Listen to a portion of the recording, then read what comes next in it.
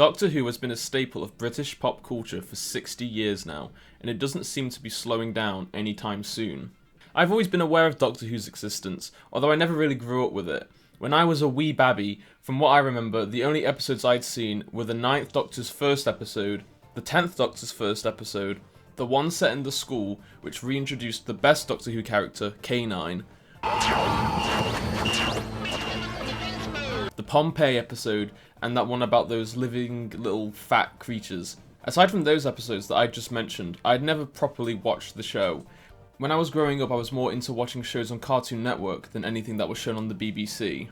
I only actually started sitting down and watching Doctor Who properly last year, starting with the 9th Doctor. I'm currently at the very end of the 11th Doctor's era, and overall I do really enjoy the show.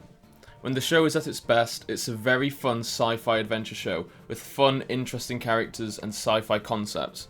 But on the other end of the spectrum, when the show is at its lowest, it can be very dull and forgettable, with some episodes even being downright terrible.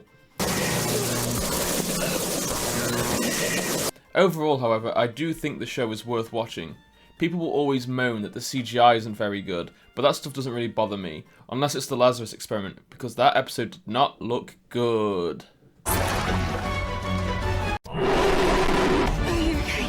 Who's gonna snog him? I never watched any of Jodie Whittaker's era as the Doctor, but I have heard things about it that are mostly negative.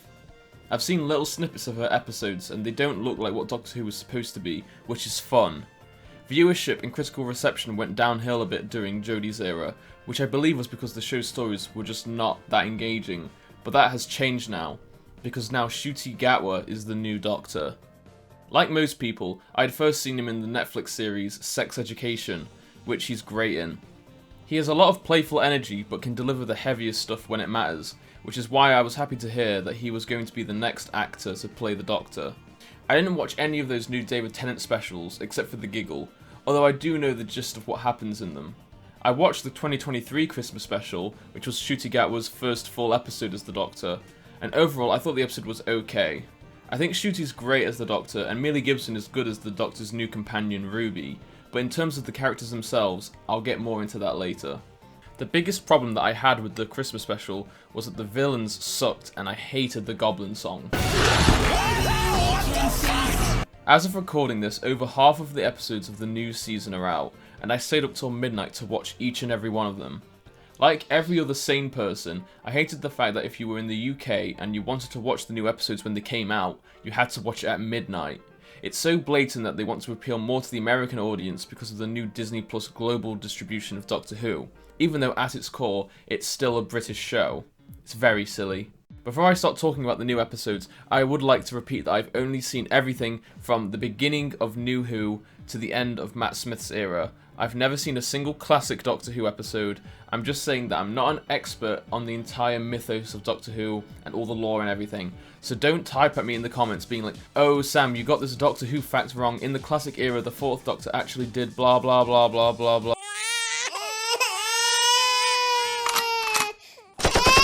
Space Babies was kinda bad. It was a pretty bad start to the season.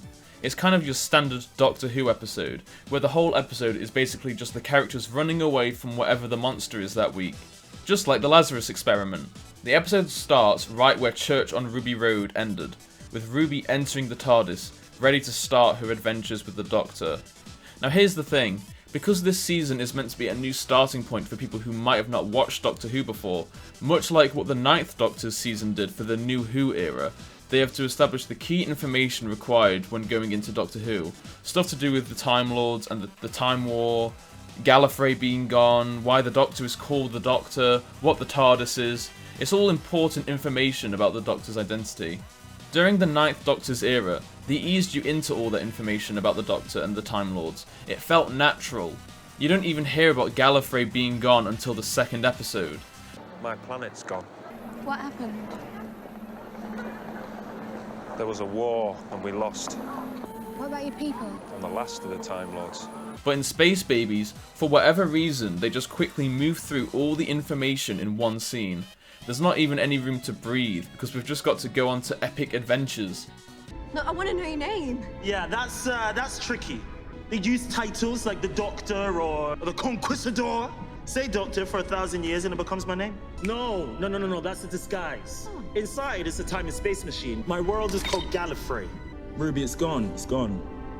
I am the last of the Time Lords. I've said it before, but I just have to say that I do really enjoy Ncuti Gatwa's energy as the Doctor. He seems like he's having a lot of fun. The plot revolves around this space station that has been abandoned, with only these intelligent, talking babies being left aboard. The Doctor and Ruby encounter this monster that the babies call the Bogeyman. Now I know what you're all thinking. The babies all have annoying orange mouth. The Doctor and Ruby are introduced to Nanny, a supposed artificial intelligence built into the space station that helps look after the babies. The Doctor then asks about the monster down below, which causes the babies to have a PewDiePie reaction moment. Downstairs, is that your pet dog? That's not a doggo. I love that the Doctor scares the babies twice and finds it funny both times. So scary. Nanny turns out to actually be a human woman called Jocelyn, the last adult on the space station. She didn't abandon the station because she didn't want to leave the babies alone to die. How lovely. The Doctor plans on getting the babies and Jocelyn on the TARDIS so they can safely get to a nearby planet that takes in refugees. But the only problem is that the Bogeyman is in the way, and thus the conflict comes into play. The conflict being the big scary monster. Not the most compelling antagonist ever, but okay. Then one of the wee babbies goes on their own to confront the Bogeyman because we need some random conflict to happen. But the worst part is that he says doggo again. So I'm going to find the naughty doggo and tell him off. And then he dies. Just kidding. They find the baby hiding and run away from the Bogeyman in a terribly edited chase sequence. Not west, I meant east. Then the other babies just randomly show up with a flamethrower and scare the Bogeyman away. Problem solved. Babies to the rescue! It turns out the Bogeyman is literally made out of bogies. How funny. By the way, the reason I'm basically just saying the plot of the episode and not offering any proper insight is because there is nothing interesting in this episode. So I'm just going to fast forward a little bit. The Doctor saves the Bogeyman because it's a living thing and he doesn't like killing living things. And then they propel the space station using farts or something and go to a nearby planet. The end. Overall, this episode is just really boring and it has nothing interesting going on. I think it's a bad introduction to the series if this is your first time watching Doctor Who. Do not start with this episode. Start with Rose, the first episode of the 9th Doctor. It's way better. Space Babies just feels like an episode that has the bare bones of what a Doctor Who episode is, with no interesting ideas or character moments. Which is a problem with the character writing as well. Ruby doesn't really feel like her own unique character. She just has the traits of what a Doctor Who companion normally has at a sort of surface level. A young woman from Earth who was living a normal life until the Doctor appeared and turned the whole world upside down. And the Doctor in this episode doesn't really do much to write home about either. He just runs around and solves the problem and calls characters honey or babes. Hopefully the next episodes will be more interesting because this is just a weak start to the season, in my opinion. The next episode of the season is called The Devil's Chord, which is set in 1963 and follows the Doctor and Ruby as they interact with the Beatles when they're recording their first ever album. The episode starts with the introduction of a new villain, the Maestro, played by drag queen Jinx Monsoon. Maestro is the child of the Toymaker, thus meaning that they also have godlike powers, this time being music themed. Maestro is definitely a highlight of the episode for me, with Monsoon's performance elevating an episode that's just okay. The Doctor and Ruby manage to sneak into the studio where the Beatles are recording a song and something doesn't seem right. They are terrible. I do love the Doctor's slow realization that they sound bad, it's quite funny. So they go around the studio to listen to other people record and notice the same problem. They sound bad. They realise that everyone has lost their sense of music, and the Doctor says that because music is now gone, that means history is changing and taking a turn for the worse. The Doctor and Ruby try to talk to John Lennon and Paul McCartney, who by the way look nothing like how they actually looked. I've got a cup of tea for you. Mr. Epstein sent me. It's a good thing the Doctor chose to talk to Paul McCartney while Ruby talked to John Lennon, because I don't think the Doctor would want to talk to John Lennon if he found out about that song he did later down the line. The Doctor mentions to Ruby about how in London 1963 he lives with his granddaughter Susan, clearly talking about the very first incarnation of the Doctor. They kind of brush past this information, but I do wonder if it will come back in a future episode. There's a really nice scene where Ruby tries to bring back music into the world by playing a piano on the rooftop, and it does briefly work until Maestro appears, forcing the Doctor and Ruby to hide. You what? We've got to hide! You never hide! I don't understand what Ruby means here. She has been on 2 adventures with the Doctor at this point, with the previous one literally having them hide from the bogeyman. Clearly she saw the silence when the Doctor was hiding, and she forgot when she looked away. They go back to Ruby's present day, which the Doctor says is June 2024? No, it's not. It's Christmas Eve 2023. Was there a 6-month time jump between Space Babies and now? When they step out of the TARDIS, they find that the world has been destroyed, all because music no longer exists. Which is a bit of a stretch of course, but this is Doctor Who we're talking about here. It's always been a silly show. The Doctor learns that he needs to play a certain chord in order to banish Maestro, which I guess would be the only logical way he could defeat them, considering they are insanely overpowered. So they travel back to 1963, and when they exit the TARDIS, it makes a weird groaning noise. I wonder if this will come back in a future episode. The Doctor and Maestro have an epic music battle, ending with the Doctor failing to banish them back to wherever, until the Beatles, and when I say the Beatles, I mean just John Lennon and Paul McCartney, they play the lost chord and they save the day. It's not very satisfying to have the villain just be defeated because they saw some magical music notes above the piano. A little bit of a side note, I do think that Ringo Starr and George Harrison were killed by the Absorbaloff off screen. So the Maestro gets banished and music is back in the world. But then something terrible happens. The worst musical number of all time happens. I hate this song. There's always a twist, there's always a twist, there's always a twist at the end. I always say by the end of the twist, that's one good thing that can't be missed. I think a musical number can work in Doctor Who, but not when the song is this bad. They just repeat the same lyrics over and over again, and the bit when the Beatles come in is even worse.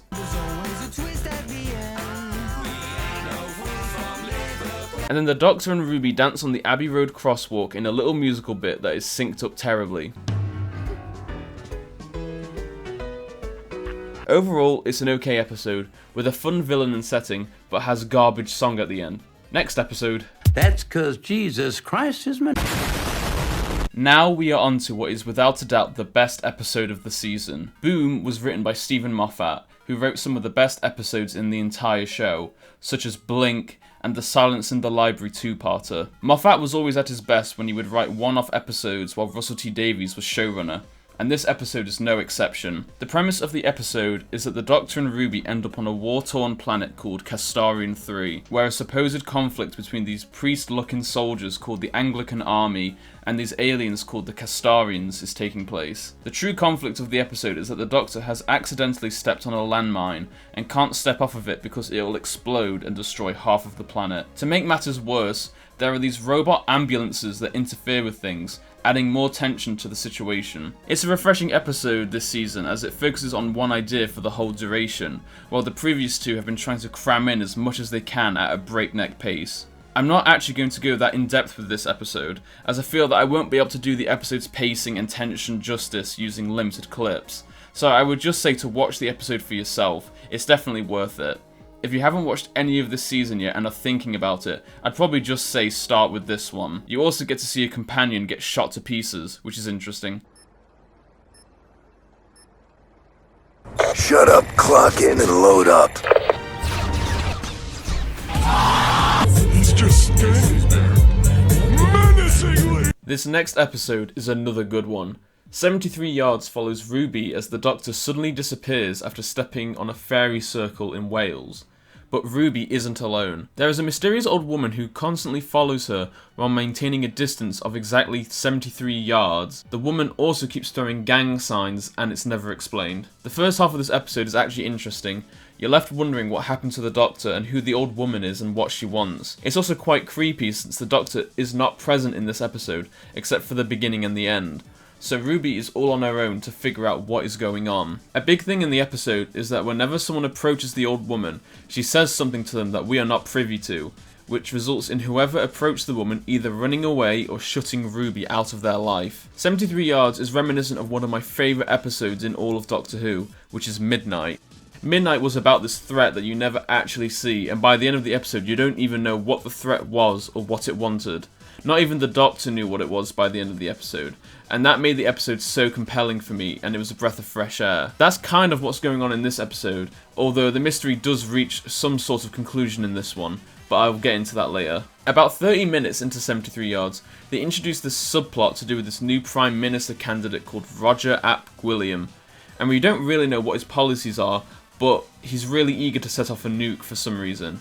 To put it briefly, evil politician man. That whole subplot ends with Ruby baiting the old woman to stand next to the Prime Minister guy, ending with her speaking to him, which causes him to run away and resign as Prime Minister. And then she laughs for some reason.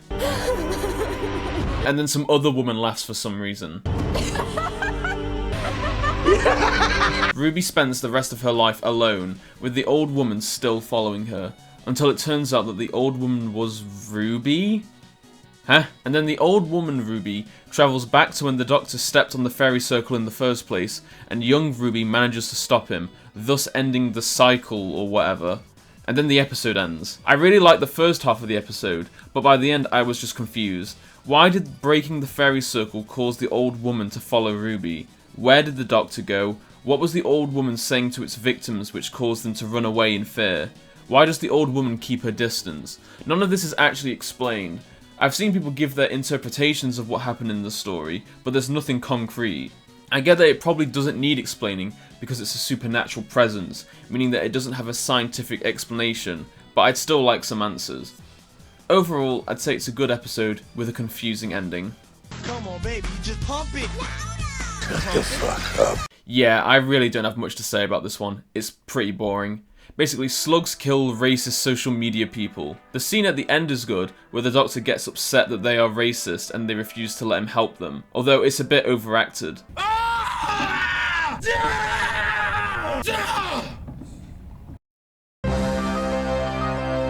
Also, Dr. P is more powerful than the Toymaker. Hey, you guys are watching Bird Up, the worst show on television. Rogue is set in 1813, where the Doctor and Ruby are attending a fancy ball at night time. Ruby keeps saying that it's like the Netflix show Bridgerton, which definitely doesn't get annoying. Oh my, Bridgerton! Oh, this is so Bridgerton. Wait, so you mean it's literally dressing up and playing at Bridgerton? I actually like this episode quite a bit, but not completely. I don't find the main antagonists very interesting. They are these alien bird people who kill people and take their form, but they call themselves cosplayers? Someone call the cringe department, am I right, guys?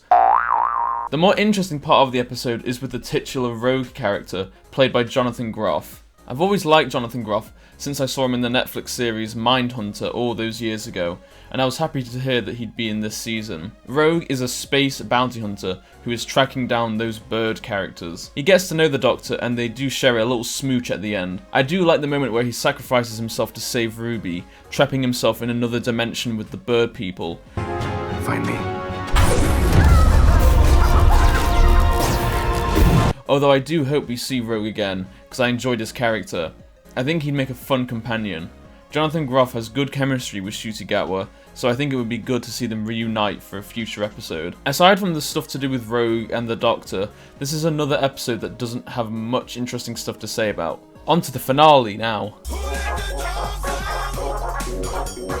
The Doctor and Ruby head to unit headquarters to discuss a mystery that has been present throughout this season. Different people have had the appearance of the same woman in every episode, and it turns out that she is also currently on Earth as a tech genius going by the name Susan Triad. They realise that S Triad is an anagram of TARDIS, and the fact that her name is Susan leads the Doctor to believe that she might be his granddaughter. While this is all going on, UNIT are also trying to help Ruby find her birth mother using time window technology, essentially standing in a digital recreation of past events. They activate the time window, looking at the day Ruby was born and left at the church, but they can't see the mother, and then Ruby starts crying. How sad. Then some shadowy mass shows up and everyone is like, WTF? Then the time window shuts down and a unit soldier dies. The Doctor goes to see Susan Triad, still wondering if she is his granddaughter. We get a pretty good scene where the Doctor takes a moment before going to see her, mad at himself for letting the unit soldier die. He speaks to Susan Triad and realizes that she is not his granddaughter, but he also confirms that she has been having dreams about her different identities across the universe. Do you dream about being an ambulance? It turns out, at the heart of that shadowy mass is actually the TARDIS, and one of the unit people, Harriet, starts acting possessed. It turns out her name is Harriet Arbinger, as in Harbinger, which is the same name as the child from the beginning of Devil's Chord, and then Susan starts acting possessed as well. While this is happening, something is beginning to manifest around the TARDIS. Who is this One Who Waits character?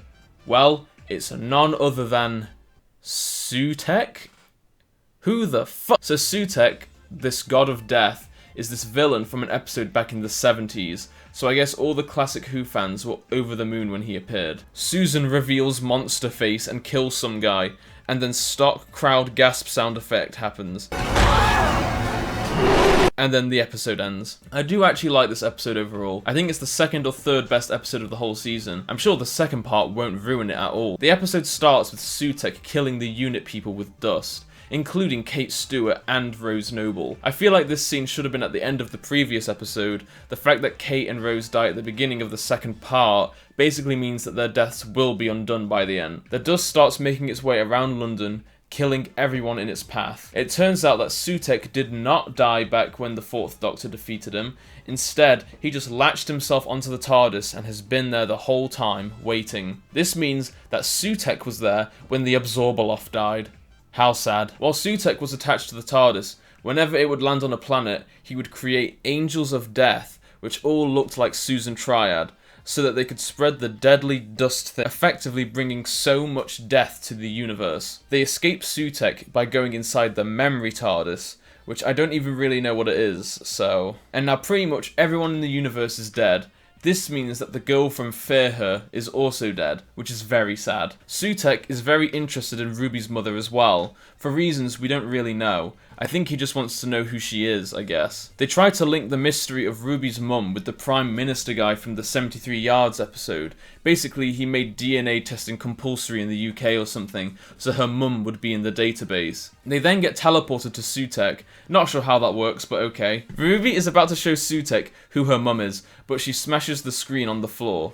Butterfingers. Ruby then attaches some rope to Sutekh, and the Doctor drags him around the time vortex in the TARDIS, which kills him. This is so stupid. Sutekh is set up as this huge threat that even the toy maker was afraid of, and he gets beaten by a bungee cord and being dragged around the time vortex. Why didn't he just one-shot, headshot, insta-kill, critical strike Ruby the second she went up to him? Also, when Sutekh dies, the Doctor cries for some reason. The Doctor cries a lot in this season. Sometimes it makes sense, other times it does not. Sutekh is an incredibly evil god of death that has killed trillions of people. Why are you so upset? Killing Sutekh results in everyone he killed coming back to life, and then there's a forced line where the Doctor says, "Welcome back, the Ooze." Because remember the Ood? And now we finally get to learn who Ruby's mum is, the season's big mystery. And she is a normal woman. They basically say that Sutekh believed she was important because Ruby and we, the audience, thought she was important. Which is stupid because they don't even explain the whole thing about the snow appearing randomly around Ruby. What did Maestro mean when they said, "This creature is very wrong"? And to make this scene worse, it turns out the reason she was pointing at the Doctor on the day of Ruby's birth wasn't actually her pointing at the Doctor. She was pointing at the Ruby Road sign. She was actually naming her child. What? Was there someone watching her point at this stupid sign? This makes no sense at all. What a terrible conclusion to the mystery. Ruby reunites with her birth mother, which was a nice scene. I was named after a road. The Doctor and Ruby part ways, with Ruby saying, This moment is not earned at all. We barely get any time with the Doctor and Ruby that builds on their friendship. When you watch the beginning of the season, they are instantly best friends, which is so boring. Overall, I'd say that Season 1, or Series 14, or whatever you want to call it, is alright. When it's at its highest, it's got some really good ideas and performances, but when it's at its lowest, it's quite boring. Hopefully the next season has more consistently good stories. The 2024 Christmas special is written by Stephen Moffat, so that will probably be good. Bye bye.